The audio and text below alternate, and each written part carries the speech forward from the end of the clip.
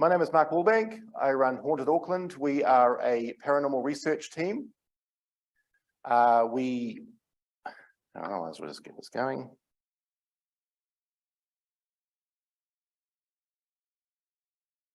We run a paranormal research team here in Auckland, but we travel the whole country. We also do research overseas when we can afford to travel. I also do a lot of independent research as well. So I out by myself doing my own personal research, as well as joining up with other teams around the world and locally as well to do my own personal research with them. I've put out 3 books. The first couple of books here, Voices in the Walls and The Talking to Shadows, was a collection of my own thoughts and opinions alongside the rest of the team members. It's our investigation reports, as well as articles and thoughts and opinions from other researchers that we are friends with around New Zealand as well as Australia.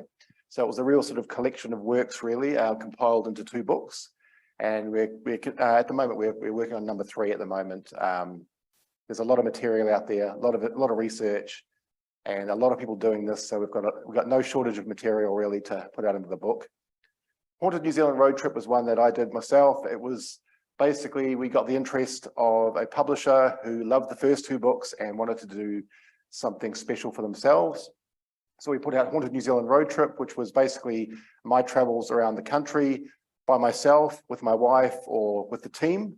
And so we took a lot of the investigation reports and we adapted them, and a lot of my own personal journals and descriptions and thoughts about each trip and each location as I traveled around the country. So it was a good, fun book to put together. I met a lot of people, heard a lot of localized stories from the various small towns around the country.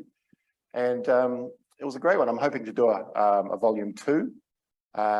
We've been writing furiously, and there are no shortage of stories. Everywhere you go, every location you go to, you'll hear more stories about more locations in that town. So a lot of the stories we do here are localized in the small little rural towns around the country. So it's a beautiful field. You get to meet a lot of people and hear a lot of amazing stories. And everybody has a story.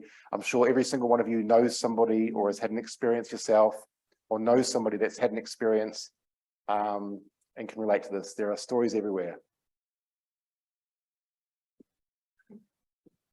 So yeah, Haunted Auckland is my team. We started back in 2010. I started forming the band, the team, around 2009, but we didn't officially start until about 2010. And we've gone through a few changes through the years. People have come, people have gone, and it's you meet new people as people lose interest, or people find out how much work is really involved. It's a lot of work, and it does take you away from your families, a lot of late nights, and so a lot of people don't really understand or appreciate the amount of work or the level of dedication or commitment is required in this field. Those are some various shots of the team at the moment. This is the team lineup that we have. A few fun shots. As you can see, we have a great time. We travel around the country with a bit of a laugh. It's not all serious research. So we've had some great times. I have a team member here, Sam Collier. He's one of my team members here. That's him there. And so yeah, at the end of this, if instead of all just coming and asking me questions or talking to me, you can also ask Sam as well. He's a very knowledgeable guy, and I'm sure we can answer some of your questions afterwards. So that's us in a nutshell, really. We work alongside many historical communities, locations and societies around the country, as well as overseas. We're quite well known in historical circles around the country. With every location that we investigate, they pass that information on to other locations, and word gets around. And so we have quite a good reputation around New Zealand with our research. We're very respectable, very respectful, very responsible, and we try to be as professional as we can in our manner and our approach. So we have a website as well, which is called Paranormal NZ. Paranormal New Zealand is basically the home or the hub for Haunted Auckland, and it covers all our research, all our historical findings, all the locations we've been to, and just all our articles that we've written, not only by us, but by affiliates from around the country, around the world as well. We keep everybody up to date. So do keep in touch with our website.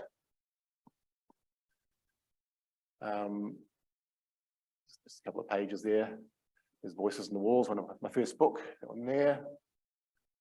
I started off as a kid, as we all do. At age about 5, I started field research, and field research is basically going out to the locations, going out to the locations, spending time in them, documenting them as best you can, and just sort of recording everything, documenting. That's field research, just going to the locations out in the field. So I started this back in 1984, around about. I got a few friends together. There was about 3 of us, and we had our first little team. And we're just teenagers, and we had like a little camera, one of those little snappy cameras with a cube flash. That you can get 4 flashes from each lot with each cube. So it was quite expensive back then, and you came back with only about 24 photos. These days we can do an investigation and come back with about 2,000 photos. So we were called the Auckland Ghost Hunting Group, and we were quite localized. We came from Pakuranga. If anybody knows the area, about 30 years ago or so, it was all just farmland, lots of paddocks and all that. My parents had the first house up on the hill there, and it was, all around us was just farmland, and it was very rural. Now it's all built up. But there used to be, amongst all those paddocks and bushland, there would be burnt out farmhouses and old barns and old factories that had just burnt to the ground, and we would just go exploring those. So that was our first sort of experience of being ghost hunters, I guess. It was a long time ago, and we were very naive. And but yeah, we went out there and we tried to document what we could, how we could. And that was us. Little back history about myself. In the beginning, as I said, I started off very, very early age. Before I could even read, really, I was looking at pictures and comics, and I loved everything a little bit out of the norm, everything a little bit unusual. I was very interested in things like UFOs and aliens, Loch Ness Monster and Bigfoot, that kind of thing, ghosts, anything that was a little bit different and unusual and unexplained. That's where I sort of levitated to. Then as I started to be able to read, my first reading experiences were through comics and reading horror comics about ghosts and all that sort of thing. So as I learned to read, I started to pick up local books, just little small paperbacks, but in the kids section. And they were mostly picture books, but they had words in them and I could read, and I would be writing stuff down and copying things out of books into my little pad. That was my research back then at age 5. Then I went to an op shop, a little secondhand antique shop, and I picked up an old book, and it was my first adult book about the paranormal, and it was written by Harry Price, who was a UK-based, very pioneering old paranormal researcher. He did a lot of great work back in the day, and I found this book, and it was called Confessions of a Ghost Hunter, and it was the title that stood out to me, so I grabbed that book, and it was very it inspired me. It inspired me, and it basically inspired me to carry on doing what I do, because until then I didn't really know that ghost hunters or paranormal researchers existed. I didn't know that people actually went out and researched these things. I grew up watching cartoons and comics and that sort of thing, and I didn't realize it went any further than that. I would get into Scooby-Doo. Scooby-Doo was my first experience, the Scooby-Doo cartoons. And so I watched a lot of cartoons, and I still didn't realize that that was actually a reality in some way. I thought, wouldn't it be cool if people did actually go out and research and search for these things? It wasn't until Ghostbusters came out that there's a scene in the Ghostbusters near the beginning where they're actually in the library. They're in the big library there, and they've got gadgets. And they've got their little PKE meter, and they're walking around and it's flashing because there's something there with them. I saw that moment there where they're actually in the library researching with gadgets, trying to find answers. And I thought, that's what I want to do. That's what I want to do. That's it. And it didn't ever occur to me that people had gadgets and actually thought about it in a scientific manner. And we're actually going out and doing this. Excuse me.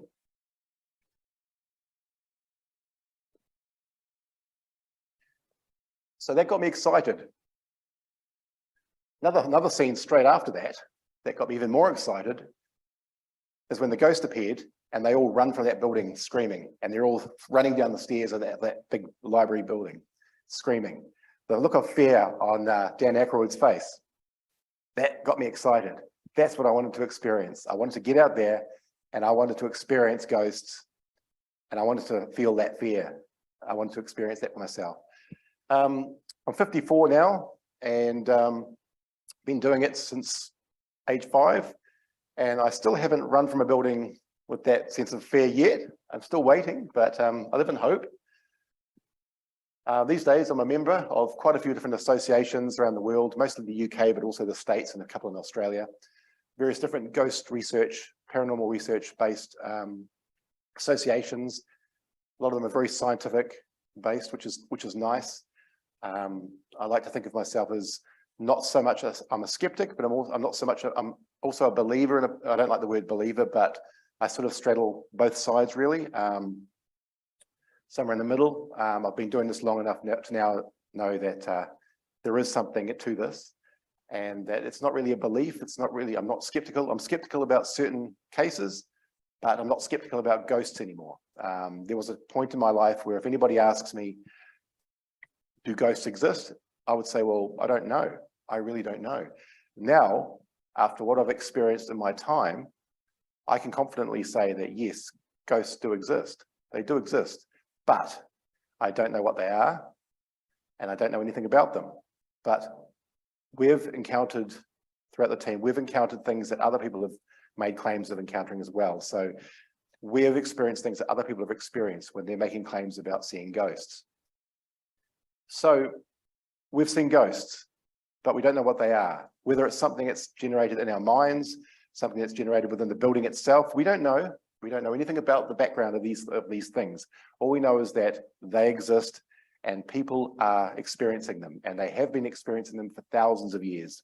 It's well documented in everything from artwork, drawings, literature, just folklore, stories handed down through the generations.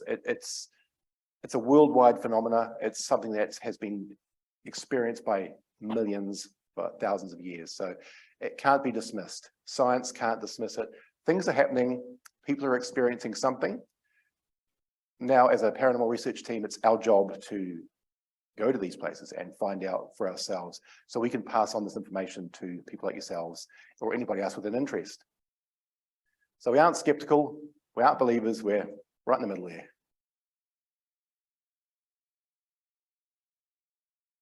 Yes, we're very proud. We've done possibly, in the team, we've possibly done over 200 investigation sessions within just the team, just a decade or so that we've been together as a team. I've traveled over to the UK and Australia. I've done a lot of talks all over the world. Excuse me. These are some of the places in the UK. I'm going back to the UK in November to do a few more places. But as you can see, I've done some of the most haunted locations in the UK. Oftentimes it's just one night. You're just there, you just stay a night. So really, to get any evidence, to get the real feel of a building, you need to stay there more than one night. So admittedly, a lot of these are just one night. A few of them are about 2 or 3 nights, like Boleskine House in Scotland. I've done 4 sessions there. And I'm going back to the Ancient Ram in about a month. So that'll be interesting. So yeah, we get around. Now, one disclaimer, a little disclaimer I want to put out here for you now is that I'm not going to stand here today and try and convince you that ghosts do or don't exist. That's not my job. Basically, I'm just going to put it out there. This is what we've seen, experienced. This is what we know. And it's up to you to do a bit of research and find out if there's anything valid about what I'm saying. And yes, I'm not going to try and convince anybody either way. I'm not going to judge anybody. Yeah. Think for yourself. That's what it's all about. That's how we do it. Make up your own mind. There are 4 main types of people that get into this paranormal field. It's becoming more and more obvious with social media now and all that. There are people like us that are wanting answers, first-hand experience. We want to document. We want to have our own little interactions. We want to have our own experiences. There are people into it just for fame and money. Thrills and entertainment. I mean, these are all okay. I mean, if you want to do it for fame and money, that's fine. Thrills and entertainment's fine. A lot of people just want to be spooked and have a scary experience. Some people want closure. It's more of an emotional thing for them. So those are the four main people that have an interest in the paranormal. I'm sure there are others around that, but we're the first one, but we've met the other ones as well. If you have any questions, just shout them out. It's totally fine with me. This is what I am. I'm a researcher, investigator, and observer. That's what I class myself as. I don't class myself as a Ghostbuster or anything like that.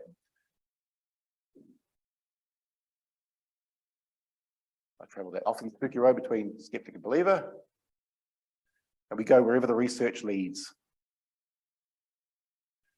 This is our little motto here: exploration, observation, experimentation, documentation, ultimately leading to interaction, understanding, and conclusion. That's our big hope. That's our goal there. Understanding, interaction, and conclusion. That's what we're looking for. Those are the final outcome. And we're all about keeping it real. We don't make up stories. We don't fake. We keep it real. And I think it's very important in this field to be honest. This is what I'm not. I'm not a ghost hunter. I'm not a Ghostbuster. I'm not an exorcist. This is what people say to me when I tell them I'm a paranormal researcher. They say, "Where's the facts?" They say, "Where's the facts?" Well, there aren't a lot of facts. Well, there are a few facts, but they're not so obvious. Let's just strip it back to the basics for now. Paranormal. What does paranormal mean? Para is Greek, meaning outside, above, or beyond. So para is anything above, beyond normal understanding, or what science accepts as being, it's just anything outside of the norm, pretty much. And that covers everything from ghosts and hauntings, UFOs, crypto-zoology, which is the study of unknown animals like Bigfoot, Loch Ness Monster, and all those fun creatures. Demonology, psychic phenomena, and there's many more. There's ESP and sort of mind, all the various mind topics as well. So anything that's just a little bit unexplained, unverified, that needs more study, needs more proof, but exists. It's certainly no new thing. The paranormal has transcended many different genres, from art, belief, tradition, literature, popular culture. It's everywhere. Ghosts are everywhere. UFOs and aliens are everywhere. Monsters are everywhere. The Yokai Parade, it's all about spiritual monsters, folklore, that sort of thing. It's all there. It's everywhere. So the paranormal is in your face daily, pretty much.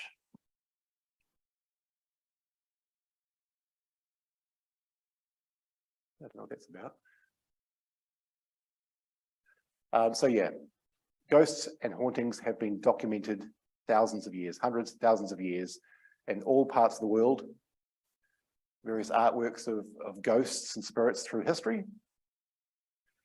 There are stories of ghosts that transcend so many generations and so many parts of the world, even areas of the world that aren't exposed to Western civilization, that aren't exposed to television, movies, books, social media, like the internet.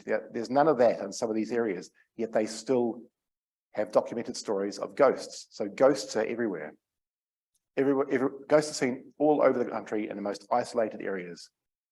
And a lot of the ghost stories that we're hearing come from very prominent people, intelligent people, people that have nothing to gain by making up stories.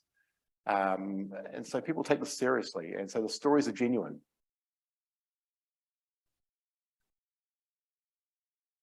So as you can see, ghosts aren't a new thing. It's not a fad. The word paranormal itself, the term paranormal started about 1920, somewhere between 1920 to 1925. It was first coined, but nobody knows where it came from. It just started somewhere in someone's literature somewhere, but nobody can pinpoint when the word paranormal was first used. But 1920, 25, somewhere around there. So the term itself is quite vague. William Mumler was quite famous in his spirit photography. He made a living by using photo manipulation to put in images of deceased ones with the living, and he would create portraits back in the 1800s. So it was an art form back in the 1800s there. Also, Helen Stewart and Hannah Green were also very prominent there with their spirit photography. This is some of their works. A lot of it used sort of overexposures and all that sort of thing, and materials coming out of mouths to create ectoplasm and various different spooky effects. But the finished effect it's quite stunning. It's an art form. It's quite beautiful, really, in a very dark way. So as you can see, it's been going a long time. Pop culture. Who remembers Scooby-Doo? It started off in children's television back in the 70s. Casper. Who remembers Casper? As a kid, I'd be reading Casper, the Friendly Ghost Stories. The movie Ghost. Very popular movie. Who can remember this one? Yeah. New Zealand made, Peter Jackson, The Frighteners, starring Michael J. Fox. Full of ghosts. This one here, Beetlejuice. Full of ghosts. It's all about ghosts. So ghosts are everywhere. This one, very popular, The Sixth Sense. And this one, Poltergeist, one of my favorites. And this one, of course, Ghostbusters. So it's been around a very, very long time. The only difference these days is that the paranormal researchers are actually out there researching. We're actually trying to find evidence and we're trying to document. Back in those days, in the 1800s, 1900s, and all that, ghosts, which is pretty much a given. They existed, they were just accepted. That's just the way it was. Nobody actually researched them. They were just documented and turned into paintings, stories, poetry, plays, that kind of thing. But nobody actually did any research on them. So today's paranormal is about research, trying to put a bit of science into it, using the scientific method and presenting evidence where we can. So how much do we really know about the paranormal? I like to use this picture here as my little guide for how much we know about the paranormal.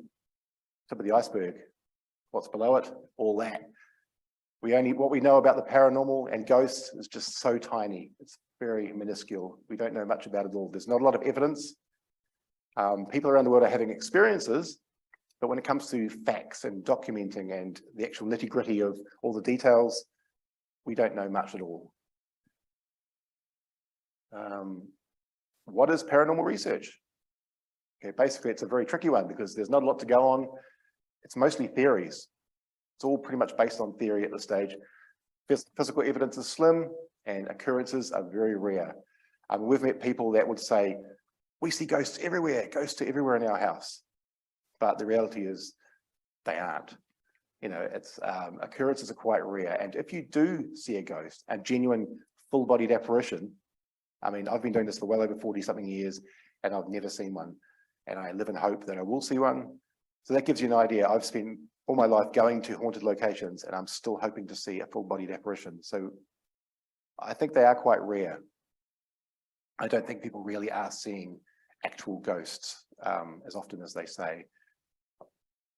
It's definitely worth the effort, I can guarantee you. If you're interested in this, if you're interested in the field, definitely take it further.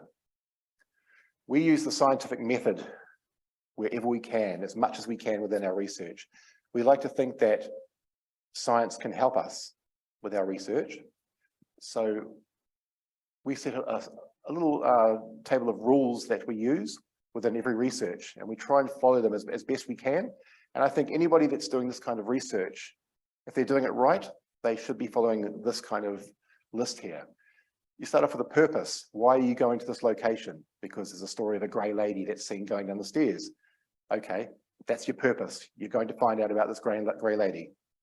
Research. Do as much research as possible. That's what it's all about. Observe. We spend a lot of time just sitting in the dark in buildings, just listening to ourselves talking and just talking amongst ourselves and just recording everything. We have cameras positioned in all different areas and we just sit there in the dark, in the quiet. And it's quite therapeutic at the end of the week after a hard day, after a hard week at work. It's a nice way to spend a night. We document everything. We start off with a hypothesis, we experiment, we analyze everything, we try and break down everything as best we can. We look for reasons, we look for explanations, possible explanations where we can. We try and repeat or recreate where we can. Conclusions, and we share. We share with teams all over the world, and we say, hey, what do you think? Have you experienced anything like this? Have you got any explanations that we can use? And so we follow this list with pretty much every investigation. Very important to document everything. We have multiple cameras everywhere, just filming. We film ourselves.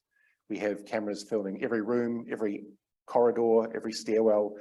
We have handheld cameras filming each individual person in the room, so we can film ourselves as well. We film every angle. Very important. Paranormal equipment. Who knows what these are? Proton packs from Ghostbusters. We don't use those. Reality check. Nobody knows what ghosts are made of. Until you find out what a ghost is made of, you can't create a gadget that'll detect, monitor, or capture a ghost because you don't know what it's made of. So there are a lot of gadgets out there in the field which are pretty much just toys. They have claims. They come with claims that they will interact with ghosts, that they can communicate with ghosts. If this was true, and you had a gadget that could communicate with ghosts or interact with ghosts or create ghosts, science would be wanting to know about it. You could make a lot of money. It would be groundbreaking. It would be totally earth-shattering, and it would answer some of the biggest questions this world has ever had if you could actually interact and communicate with ghosts. So there are a lot of gadgets that make claims, a lot of phone apps that you can download that make claims of speaking with ghosts. If it was true, the world would be a different place, a very different place, because we would actually be interacting. We would know a lot more about ghosts, and it would be a groundbreaking thing, believe me. It's all about trial and error, experimentation and observation. That's what we spend most of our time doing. Some of the equipment that we do use, everything from audio recorders, video recorders, atmospheric data monitoring gadgets. We want to try and document the environment that we're in to see if anything changes. If a ghost appears, does anything in the environment change? Could anything in the environment cause that? So we try and monitor and document every part, everything we can think of, every angle we can think of. But of course, with every investigation, different things happen, and we will come to one prepared to some activity that happened at the previous one, and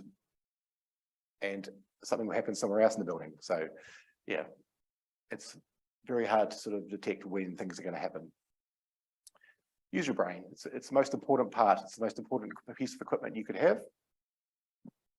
Show us the proof. That's another thing that people demand from us. They say, show us the proof that ghosts exist. Well, another disclaimer, ghosts don't perform on cue.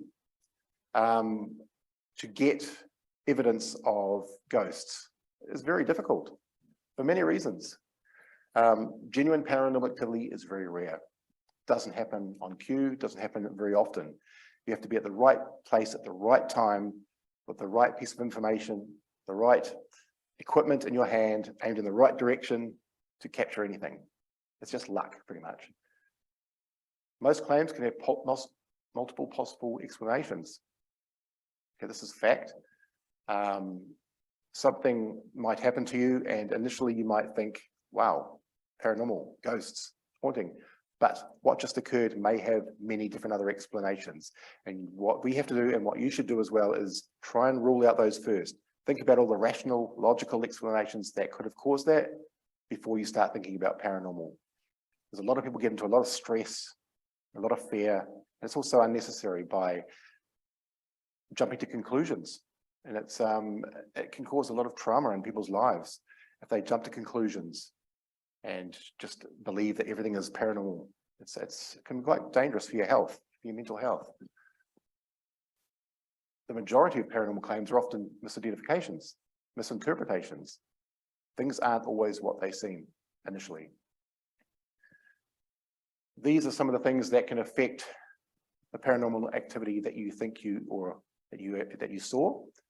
Belief. If your belief is very strong, something that you believe in will affect what you think you saw. Dreams, mental illness can affect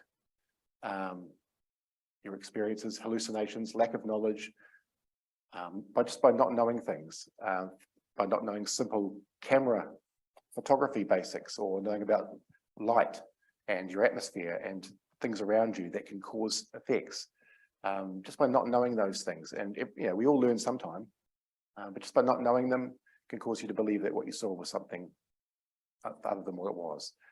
Power of suggestion is very strong.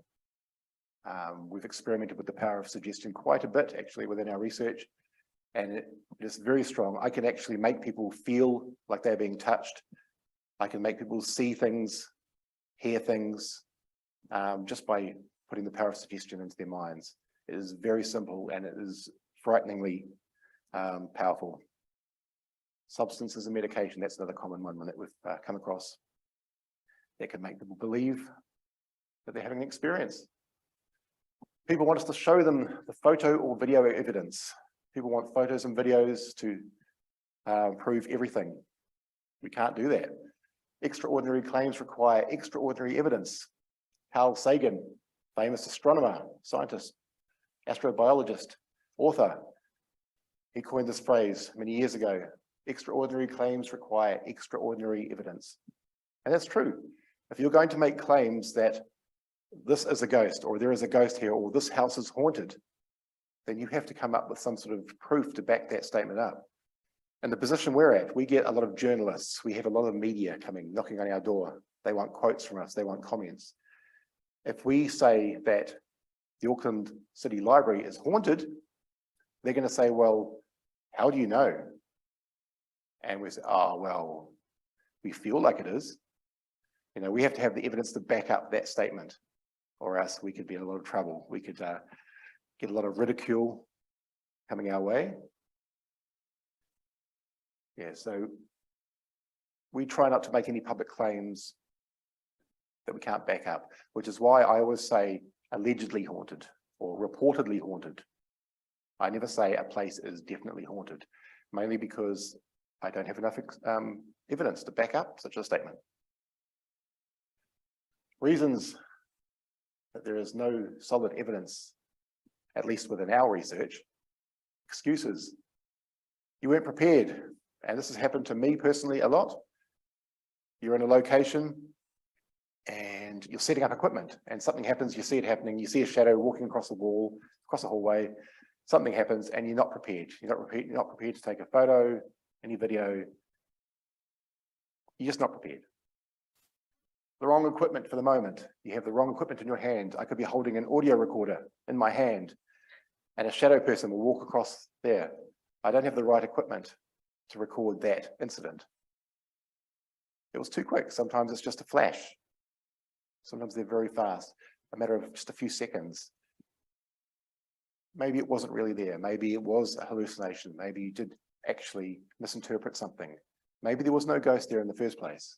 Or this one here is one that I came up with. It was my own, I've experienced it myself. And it's one that I like to use because it's this old thing. It's happened a few times in the past where you'll be setting up some equipment, something will happen right in front of you. You'll see it moving, you'll look with both eyes, you'll see it. You'll see a shadow person or some sort of shadow, person-shaped shadow moving across, and you'll watch it glide and it'll just disappear. But you're sitting there with your mouth open, just and your eyes wide, just watching it go. And it's not until it's gone that you think, oh, I had a camera right here. I could have filmed it. But of course it's too late. So it's that kind of entrance. You're entranced by what you're seeing. And it's the same with UFO sightings. People will be having they'll have their cell phones in their pockets or in their hand. A UFO will be flying around and they'll be too busy just watching it. And then they'll realize that they could have filmed it. It's important to use your mind. Think practically. Use common sense. Exhaust every other possibility before assuming paranormal. Never just assume. It's important. Now, some of the locations, I suppose you're very keen to hear about some of the locations that we've been to. We've traveled all over New Zealand, from the top to the bottom, and we've stayed in some of the most allegedly haunted New Zealand locations. Okay, some of the amazing stories that come from these locations. I might just get out my phone for this one.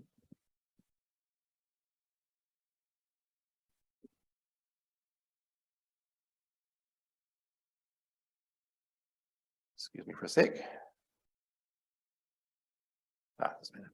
Okay, so some of the locations around the country that we've spent time in. Larnac Castle. This is down in Dunedin. We were down there a few months back, and we investigated the place a few years prior to that as well. So, interesting place. There's meant to be quite a few ghosts in this place. William Larnac himself and many other people have seen.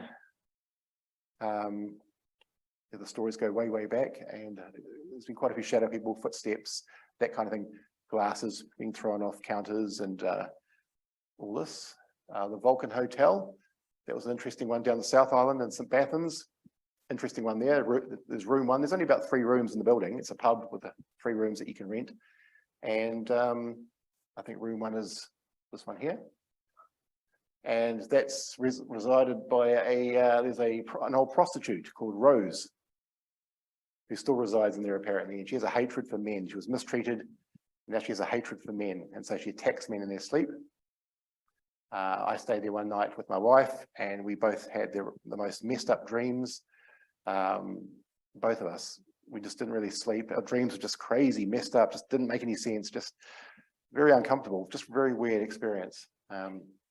We weren't attacked or anything, but yeah. Globe Theatre's one we've been doing. That's down in Dunedin. We're going back, hopefully in the new year, to do some more research on that one. That was an interesting one. It's thought to have Frank Grayson, the old caretaker. He's thought to still reside there. He's been spotted quite a few times there through the years. He's seen, well, we think it's him. There's often an old man sitting in the front row during shows, and he'll sit there. He'll be spotted sitting there in a seat that doesn't have anybody allocated to be sitting in that seat, and at the end of the night he's gone. So he sort of comes and goes, and he was seen just the other night. I got a message about 2 days ago from the sound lighting man, the tech guy there, who said that he saw the old man sitting there again. And he just sits there watching the show, and then just disappears. It's thought to be Frank. And the Lockie House in Wellington, that's another good one. It's had lots of everything from footsteps to shadow people to even poltergeists. It's an art school. It's an art school now, and they had an incident with a clay sculpture it was a clay mask that was being made, and it was thrown off a table and smashed against the wall, so it's all been deformed. And it's so that sculpture now resides at the Dunedin Unnatural Museum in Dunedin, and it's on the wall there for everybody to see, and it's just basically it was thrown against the wall, so it's been something very physical happened there. Napier Prison is another fun one. A lot of spirits there, a lot of deaths, hangings, and all that. We've spent quite a few sessions at the Napier Prison. I've spent a solo night there myself. I had the whole prison to myself. Spent a night there. Interesting things happened. From shadow people, you can hear footsteps. You'll be there by yourself, and you can hear footsteps walking down the corridors. You can see shadows, like people walking around. It's an interesting place. When the place is just dead quiet, and there's nobody else there, the place comes alive. Waitomo Caves Hotel, that's another fun one. Now this place closed down when COVID started, during the first lockdowns. It basically lost a lot of business, ended up having to close down. And from what I hear, it's looking pretty run down at the moment. It's not open. It's looking very shabby, unloved. But there are a lot of stories about this, everything from a Maori princess that is seen on the driveway, the road that leads up to Larnac. And it's almost like she's seen standing there waiting for somebody. She's waiting for somebody to turn up. Up in this turret up here, it's the honeymoon suite. Ghosts are seen out there.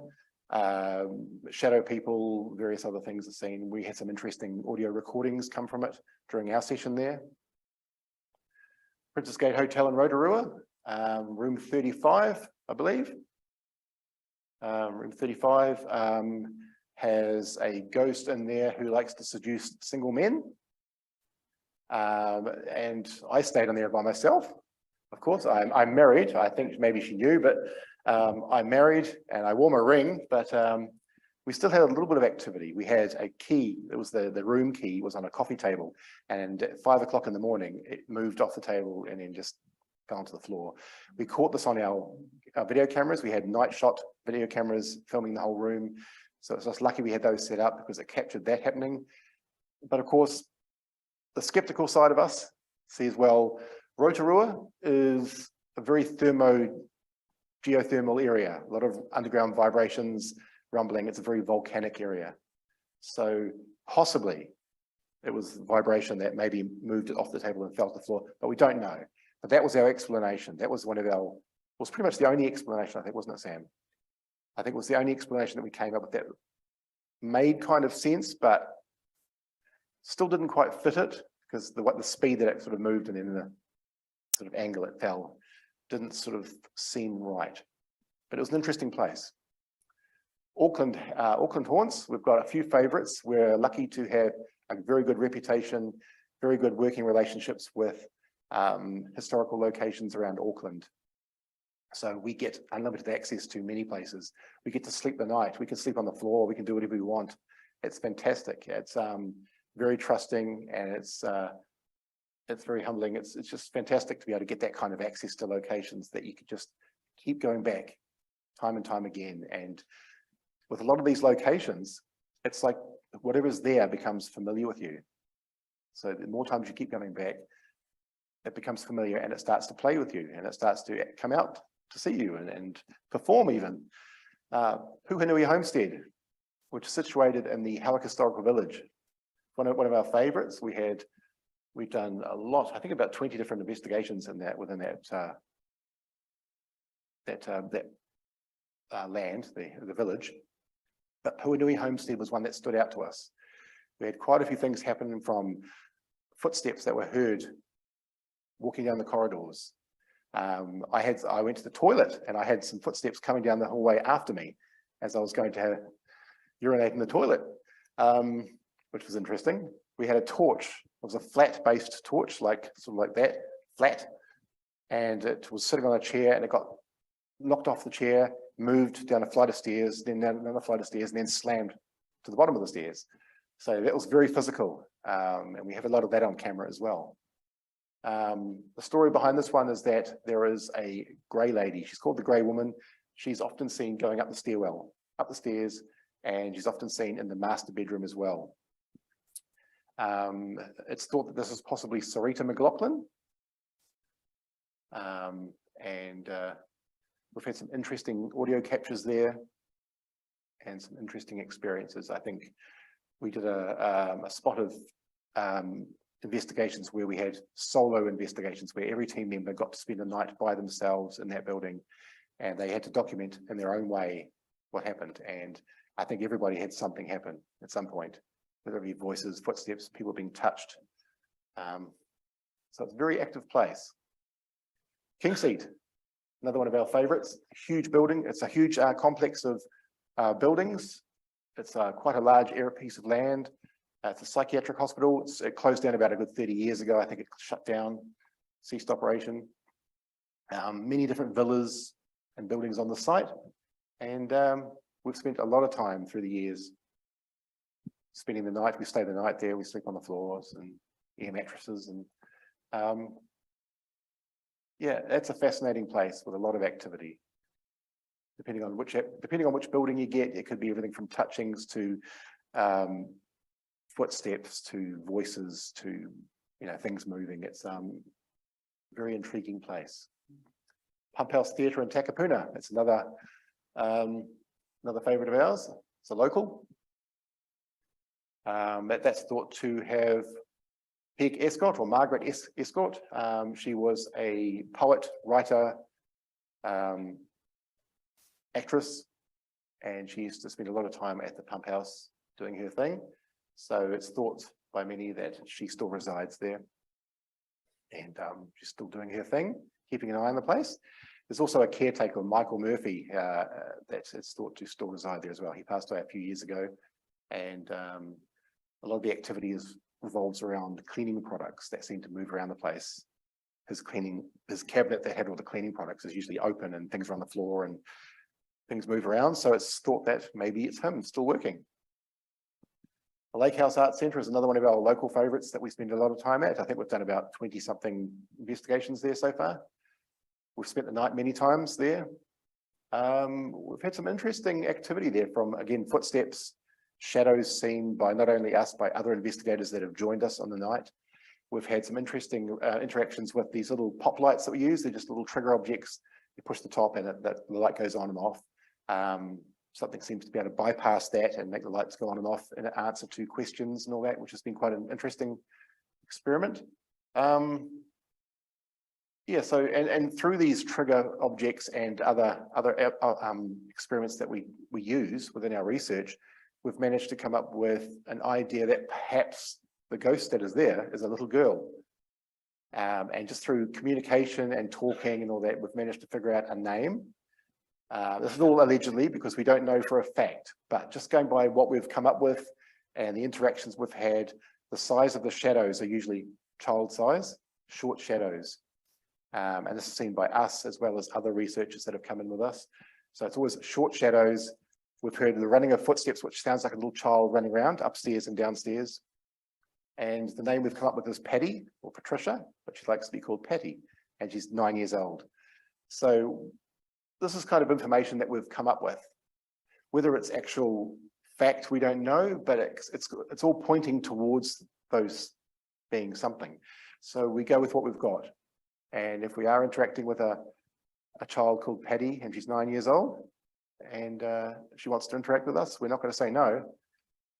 We'll let her interact with us if she wants to. So we keep going back, and we bring toys for her, and we talk to her, and we seem to have interactions with various equipment and gadgets when we ask questions. So again, we go with what we have, and we go in the direction that research leads us, just to see where it goes. So that's it.